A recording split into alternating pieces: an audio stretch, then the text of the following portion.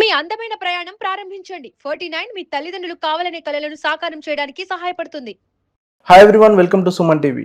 ప్రస్తుత సమాజంలో అందరూ బాధపడుతున్న సమస్య బీపీ, షుగర్. చిన్న వయసు నుంచి పెద్ద వయసు వారి వరకు అందరూ కూడా షుగర్, బీపీ వంటి సమస్యలతో బాధపడుతున్నారు. మరి ఇలాంటి వ్యాధులు ఎందుకు వస్తాయి? దీన్ని నియంత్రించాలంటే ఎలాంటి లైఫ్ స్టైల్ ఉండాలి? ఇలాంటి విషయాలను ప్రస్తుతం మనతో పంచుకోవడానికి డిజిటల్ మీడియాలో ట్రెండింగ్లో ఉన్న డాక్టర్ విక్రాంత్ సింగ్ ప్రస్తుతం మనతో ఉన్నారు. ఆయనను అడిగి ఆయన మాటల్లో తెలుసుకుందాం. సార్ నమస్తే. నమస్తే సార్ చెప్పండి డాక్టర్ గారు, అంటే షుగర్ వ్యాధి అనేది తీపి వస్తువులు ఎక్కువ తినడం వల్లనే వస్తుందని చాలామంది అనుకుంటారు. ఇందులో నిజం ఎంత? సార్, ఫస్ట్ అయితే thank you very much for having me with you. Secondly, నేను చెప్పే మాటలన్నీ కూడా these are not medical advises. So నాకు తెలిసిన విషయాలు నేను మీతో పంచుకోవడం జరుగుతుంది. ఓకే. సో షుగర్, సో చాలాసార్లు మనం చూస్తాం, ఇప్పుడు చాలామందికి షుగర్ అనేది వెరీ కామన్. ఒకప్పుడు 50-60 ఏళ్ళకి వచ్చే వ్యాధి ఇప్పుడు 20-30కే వచ్చేస్తుంది. సో దానికి ముఖ్య కారణం మన జీవన విధానం. So the way of life style అంటారు. ఓకే. సో లైఫ్ స్టైల్ ప్రాబ్లమే ఈ షుగర్. సో అది ఫ్రీక్వెంట్గా చాలా చూస్తున్నాము. సో దానివల్ల చాలా వేరే ప్రాబ్లమ్స్ కూడా వస్తాయి, కాంప్లికేషన్స్ వస్తున్నాయి. అంటే ఇప్పుడు తీపి వస్తువులు ఎక్కువ తీసుకోవడం వల్లనే వస్తుందనేది ఒక అపోహనేనా అది? సో తీపి వస్తువులు అంటే ఎక్కువ కార్బోహైడ్రేట్స్ తీసుకుంటాయి. సో మనం డే మొత్తంలో ఫ్రీక్వెంట్గా ఎక్కువ సార్లు ఎక్కువ మోతాదులో కార్బోహైడ్రేట్స్ అంటే కేవలం తీపి వస్తువే కాదు. ఓకే. రైస్ కార్బోహైడ్రేటే, లేదంటే వీట్ కూడా కార్బోహైడ్రేటే. అంటే కార్బోహైడ్రేట్ సంబంధించినవి పిండి పదార్థాలు అంటారు చూడండి, అవి ఎంత ఎక్కువ సార్లు తీసుకుంటే డయాబెటీస్ వచ్చే అవకాశాలు అంత ఎక్కువ. ఓకే. అంటే బరువు ఎక్కువ ఉన్న వారికే వస్తుందా సార్? అంటే వయసుతో సంబంధం ఉంటుందా షుగర్ వ్యాధి రావడానికి? షుగర్ అనేది ఒక మెటబాలిక్ ప్రాబ్లమ్ సార్ అది. సో షుగర్ కానివ్వండి, బీపీ కానివ్వండి, ఇవి మెటబాలిక్ డిజార్డర్స్ ఇవి. సో బరువు ఎక్కువ ఉన్న వాళ్ళకి డెఫినెట్లీ ఎక్కువ వచ్చే అవకాశం ఉంటుంది, కానీ బక్కగా ఉన్న కూడా వాళ్ళకు కూడా షుగర్ వచ్చే అవకాశం ఉంది. ఓకే. సో కేవలం బరువు ఉంటేనే వస్తేనే అది లేదు. సో బక్కగా ఉన్న వాళ్ళకి కూడా వస్తుంది, అండ్ చిన్న ఏజ్లో చాలా కామన్గా వస్తుంది ఇప్పుడు ఈ మధ్య కాలంలో. ఓకే. లైఫ్ స్టైల్, ఇప్పుడు మనం జీవన విధానం అంటారు చూడండి, తినే వస్తువులు కానివ్వండి, ఎక్కువ కార్బోహైడ్రేట్స్ తీసుకుంటున్నాం మనం. మార్నింగ్ స్టార్ట్ అయితే నైట్ వరకు మల్టిపుల్ టైమ్స్ తీసుకుంటున్నాం. ఇప్పుడు మనం స్కూల్లో కూడా చూసుకుంటే మనకు పిల్లలకి బ్రేక్ఫాస్ట్ ఉంటుంది, లంచ్కి ముందు ఒక స్నాక్ ఉంటుంది, లంచ్ ఉంటుంది, లంచ్ తర్వాత ఒక స్నాక్ ఉంటుంది, మళ్ళీ ఇంటికి వస్తారు వాళ్ళు, ఇంటికి వచ్చిన తర్వాత ఒక స్నాక్ ఇస్తాం మనం, రాత్రి డిన్నర్ ఉంటుంది, మధ్యలో మల్టిపుల్ టైప్స్ జంక్ తీసుకుంటాం. సో ఈ మల్టిపుల్ టైమ్స్ కార్బోహైడ్రేట్స్ ఎక్కువ మోతాదులో, సో కొంచెం కూడా కంట్రోల్ లేకుండా తినడం వల్ల వస్తుంది. అంటే ప్రాక్టికల్గా డాక్టర్ గారు, మీ దగ్గరకు వచ్చే పేషెంట్స్లో ఏజ్ గ్రూప్ వాళ్ళు ఎక్కువ ఉంటున్నారు, అంటే అసలు సమస్య ఎక్కడ స్టార్ట్ అవుతుంది? సార్, నా దృష్టిలో సమస్య చిన్నప్పుడే స్టార్ట్ అవుతుంది, పుట్టుకతోనే. మనం ఫస్ట్ పిల్లలకి పుట్టగానే ఫోన్లు ఇస్తున్నాం, మొబైల్ ఫోన్ చేతికి ఇచ్చేసి వాడు తినట్లేదని ఫోన్ ఇచ్చేస్తున్నాం. సో ఆ ఫోన్ చూస్తూ వాడు ఎంత తింటున్నా అనేది వాళ్ళకి అర్థమవుతలేదు పిల్లలకి. ఓకే. అండ్ ఇచ్చే పదార్థాలు కూడా ఏమున్నాయండి, ఇన్స్టెంట్ నూడిల్స్ తినిపిస్తున్నాం, చాక్లెట్స్, బిస్కెట్స్, ఐస్ క్రీమ్స్. ఇదేదో మనం ప్రేమ అనుకుంటాం, ఇది నా దృష్టిలో ప్రేమ కాదు, పగ. మనకు పిల్లలంటే పగ ఉంటేనే మనం ఇట్లా చేస్తాం. ఓకే. సో మన శత్రువుకే మనం ఇట్లా తినిపిస్తాం, కానీ ప్రేమ ఉంటే మనం ఇవన్నీ పెట్టాం సార్ యాక్చువల్లీ. ఓకే.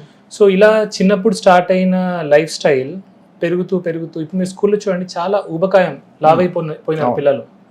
సో పెరుగుతూ 20 years రాగానే బీపీ, షుగర్ వస్తుంది, 30-40 రాగానే heart stroke, brain strokes, cancers అవుతుంది. సో ఇది ఎక్కడ స్టార్ట్ అవుతుందంటే చిన్నప్పుడే స్టార్ట్ అవుతుంది, కానీ ఇదంతా ప్రాసెస్ అయ్యాయి 20-30కి బీపీ, షుగర్, 30-40కి స్ట్రోక్స్. అట్లా అంటే యూత్కి మెయిన్ కారణము ఈ స్ట్రెస్ వల్ల, జంక్ ఫుడ్స్ ఇవే కారణం అంటారు? స్ట్రెస్ డెఫినెట్లీ ఉంటుంది sir. Stress is one of the major causes. కానీ ఇప్పుడు లైఫ్స్లో మనం కొన్ని అవాయిడ్ చేయొచ్చు, కొన్ని అవాయిడ్ చేయలేము సార్. ఇప్పుడు ఒక సాఫ్ట్వేర్ ఎంప్లాయీ ఉన్నాడు ఫర్ ఎగ్జాంపుల్, ఆయన పని చేయక తప్పదు. ఇప్పుడు మనలాంటి మధ్యతరగతి వాళ్ళు ఉన్నారు, మనం పని చేయక తప్పదు. మనకు అప్పులు ఉంటాయి, ఈఎంఐస్ ఉంటాయి, ఫ్యామిలీ గొడవలు ఉంటాయి, వైఫ్తో ప్రాబ్లం ఉంటాయి. స్ట్రెస్ని మనం తీసేయలేము, అది అన్అవాయిడబుల్. ఓకే.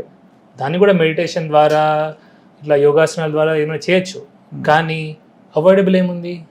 నోరు, మనం ఏం తింటున్నాం ఒకటి.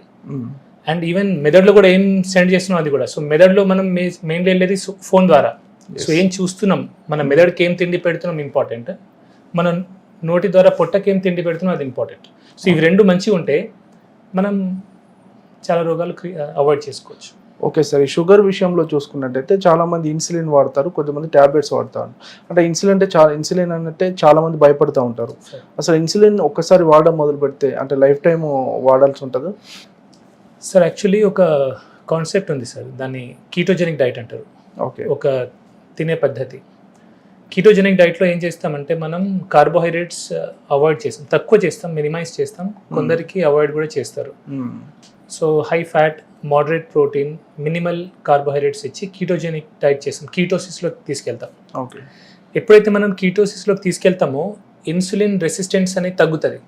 ఓకే, సో జనరలీ ఇన్సులిన్ రిపీటెడ్గా ఇన్సులిన్ సిక్రీట్ అవ్వడం వల్లనే ఇన్సులిన్ రెసిస్టెన్స్ వస్తుంది. ఇన్సులిన్ రెసిస్టెన్స్ వల్లనే మనం ఇన్సులిన్ వరకు వెళ్తాం. ఓకే. సో ఇన్సులిన్ రెసిస్టెన్స్ తగ్గించినాం అనుకోండి, మనం ఇన్సులిన్ నుంచి ట్యాబ్లెట్కి వచ్చే అవకాశం ఉంది. కొందరు ఎర్లీ స్టేజెస్లో ట్యాబ్లెట్ బంద్ అయ్యే అవకాశాలు కూడా ఉన్నాయి.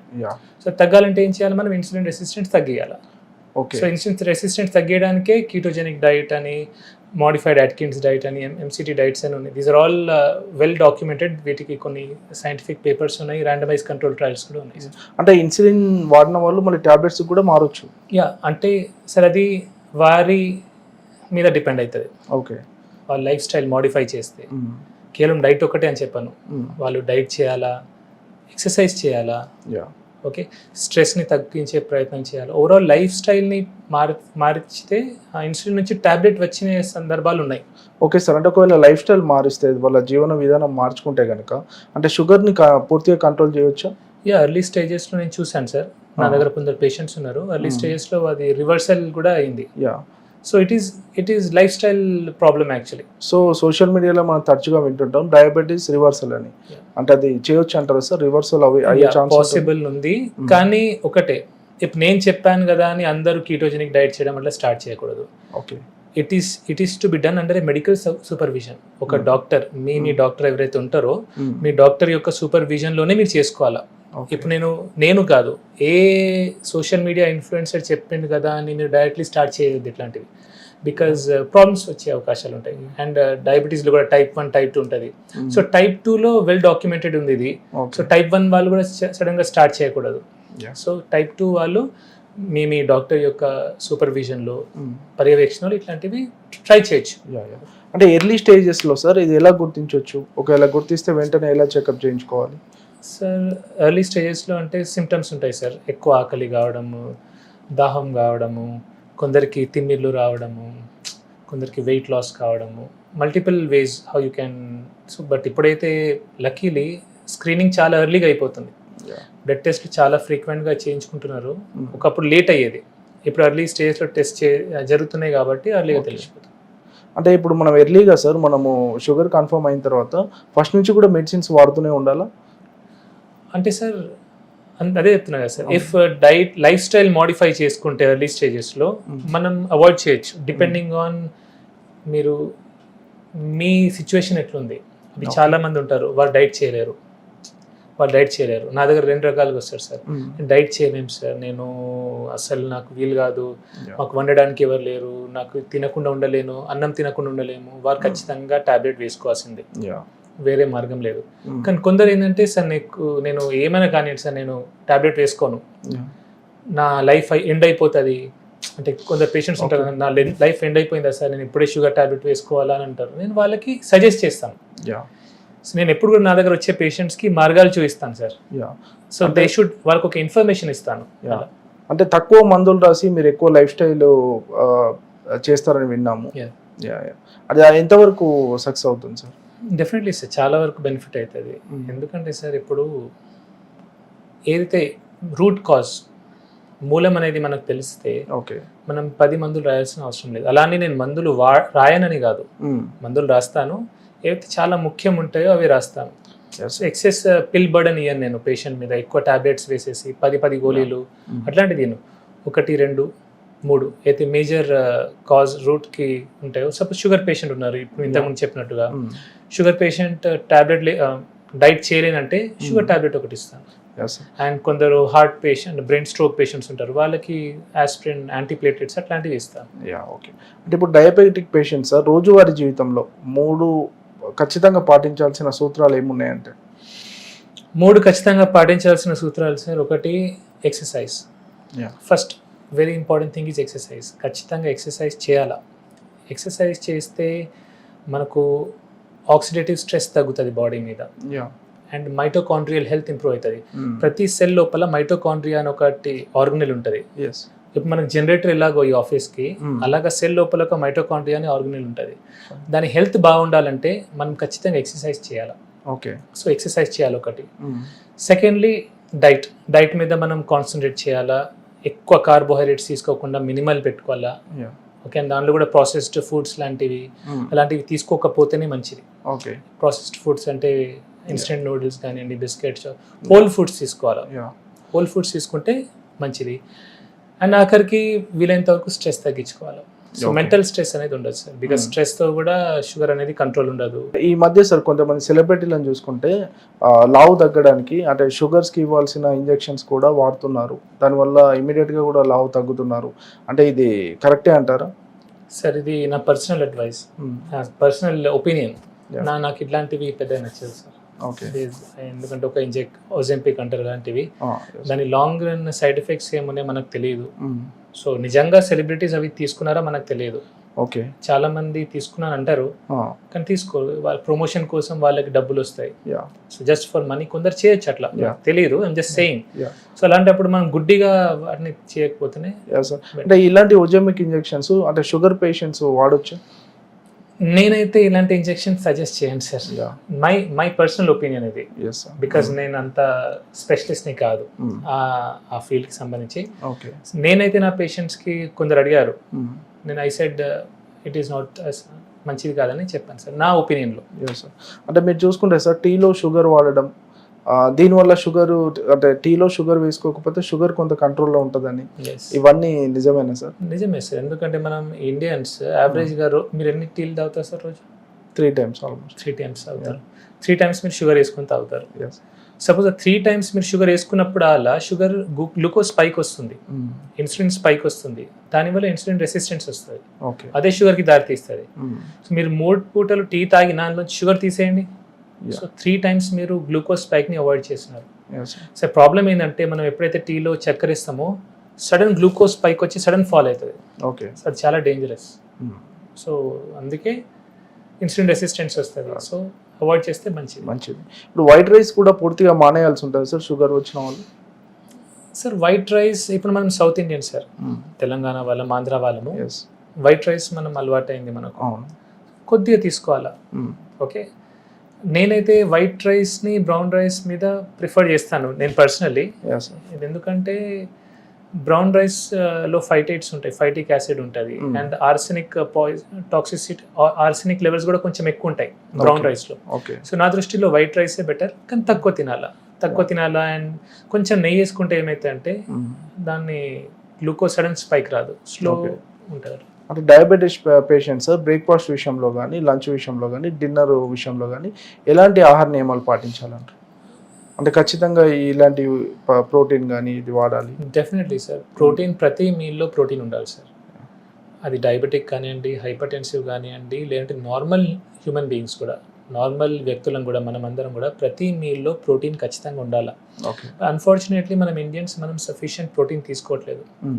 కార్బోహైడ్రేట్ ఓవర్లోడ్ ఉంది, వెరీ లెస్ ప్రోటీన్ ఉంది. ఓకే. సో ఈ మెటబాలిక్ డిజార్డర్స్ అని దానివల్లనే బీపీ, షుగర్ రావడానికి మెయిన్ కారణం అదే.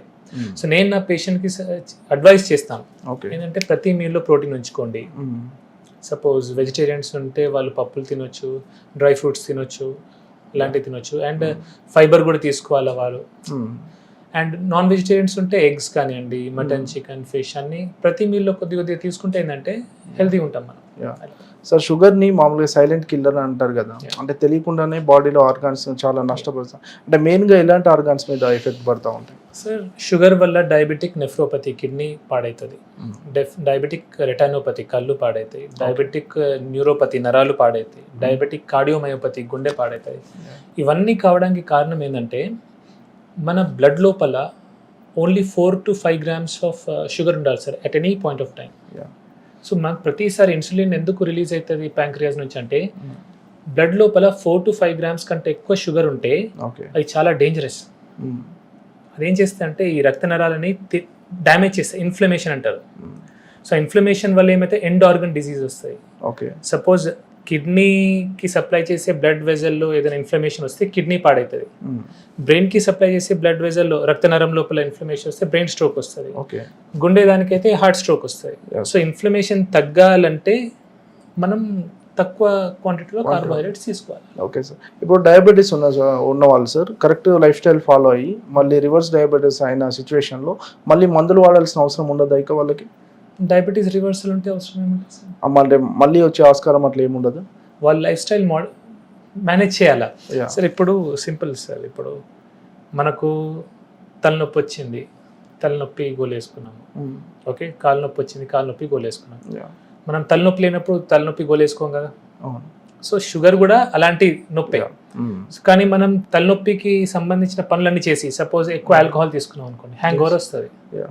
హ్యాంగ్ ఓవర్ వచ్చినాక ఏం చేస్తాం? గోలేసుకుంటాం. Mm. మీరు ఆల్కహాల్ తాగలేదు అనుకోండి, మీకు హ్యాంగ్ ఓవర్ రాదు, Mm. మీరు పెయిన్ కిల్లర్ వేసుకోవాల్సిన అవసరం లేదు. లేదు. షుగర్ కూడా ఆల్మోస్ట్ అంతే, అంటే Mm. ఎగ్జాక్ట్లీ అంతా అనట్లేదు, బట్ యూ కెన్ సీ. మీరు సపోజ్ ఎక్కువ కార్బోహైడ్రేట్స్ తీసుకున్నారనుకోండి, Mm. దాంతో మీకు డ్యామేజ్ అవుతుంది, షుగర్ లెవెల్స్ పెరుగుతాయి. సో తక్కువ తినాలా. ఓకే. ప్రతి మీల్లో ప్రోటీన్ తీసుకొని, ఫైబర్ కంటెంట్ తీసుకొని, Mm. తక్కువ కార్బోహైడ్రేట్స్ తీసుకుంటే షుగర్ స్పైక్ రాదు, కాబట్టి షుగర్ గోయిల్ అవసరం లేదు. Yeah sir. జెనెటిక్స్ ప్రభావం ఎలా ఉంటుంది సార్? అంటే వంశపారంపరంగా వచ్చే అవకాశాలు ఉంటాయి? డెఫినెట్లీ ఉంటుంది సార్. మోస్ట్లీ టైప్ 1 డయాబెటీస్లో ఎక్కువ ఉంటుంది, టైప్ 2లో తక్కువ, బట్ టైప్ 2లో కూడా ఉండొచ్చు. అంటే డయాబెటీస్ వస్తే ఈ 3 కంపల్సరీగా మానేయాలి అంటే ఏ 3 చెప్తారు? డయాబెటీస్ వస్తే ఈ 3 మానేయాలంటే ఫస్ట్ రిఫైన్డ్ ఫుడ్ ప్రొడక్ట్స్ మానేయాలంటే సార్. యా. రిఫైన్డ్ షుగర్స్, బయట మనం refined chips, biscuits, chocolates, cool drinks, refined foods avoid చేస్తే మంచిది. Alcohol in any quantities poison, toxic. Yeah sir. So alcohol తాగకపోతే, ఆల్కహాల్ అంటే బ్రాండీ, విస్కీ, రమ్ము, కళ్ళు, yeah. Beer అన్నీ కూడా. చాలా మంది బియర్ని ఆల్కహాల్ అనుకోరు, యా. కళ్ళు ఆల్కహాల్ కాదు, అది కూడా alcohol. Okay. So any form of alcohol తీసుకోకపోతే మంచిది. And anything that causes inflammation sir, inflammation cause చేసే ఏ వస్తువు అయినా సరే అది తీసుకోకపోతేనే మంచిది. యా. షుగర్ ఉన్న వాళ్ళకి ఒక డౌట్ ఉంటుంది సార్, అన్ని రకాల ఫ్రూట్స్ తినొచ్చా షుగర్ ఉన్న వాళ్ళు? హై గ్లైసిమిక్ ఇండెక్స్ ఉన్న ఫ్రూట్స్ తీసుకోకపోతే మంచిది sir. Okay. High glycemic index దేనిలో ఉంటుంది? మ్యాంగోలో ఉంటుంది, రైప్ మ్యాంగోలో, యా. రైప్ బనానాలో ఉంటుంది, రైప్ గ్రేప్స్లో ఉంటుంది. యా. అవి తక్కువ తింటే better. Yeah. Fruits which are better అంటే apple is better, papaya is better, guava, జామకాయ ఈజ్ బెటర్. యా. ఇంకోటి ఇక్కడ ఇది వెరీ ఇంపార్టెంట్, ఎందుకంటే ఇప్పుడు బెటర్ అన్నా కాబట్టి కిలోలు తినకూడదు అది కూడా. యా. ఎందుకంటే అది కూడా ఎక్కువ తింటే అది కూడా గ్లూకోజ్ పెరుగుతుంది మళ్ళీ, ఎస్. లిమిటెడ్గా. షుగర్ పేషెంట్స్, మీ దగ్గరకు వచ్చే పేషెంట్స్కి కానీ వీడియో చూస్తున్న వాళ్ళకి షుగర్ గురించి ఏం చెప్పాలనుకుంటున్నారు? మీకు షుగర్ ఉంది, టైప్ 1 డయాబెటీస్ గురించి చెప్పాను, కానీ టైప్ 2 డయాబెటీస్ వారు మీకు షుగర్ ఉందంటే అది మీ చేతిలో ఉంది అది. ఓకే. సో మీరు లైఫ్ స్టైల్ మంచిగా చేసుకొని, ప్రాపర్గా కార్బోహైడ్రేట్స్ తక్కువ చేసుకొని, ప్రోటీన్ కంటెంట్ పెంచుకొని, ఎక్సర్సైజ్, జిమ్, యంగ్ అయితే జిమ్ చేసి, జాగింగ్, వాకింగ్ లాంటివి చేసి, పెద్దవాళ్ళైతే యోగాసనాలు, వాకింగ్ లాంటివి చేసి లైఫ్ స్టైల్ని మోడిఫై చేసుకుంటే షుగర్ ఉండదు మీకు. Fine sir.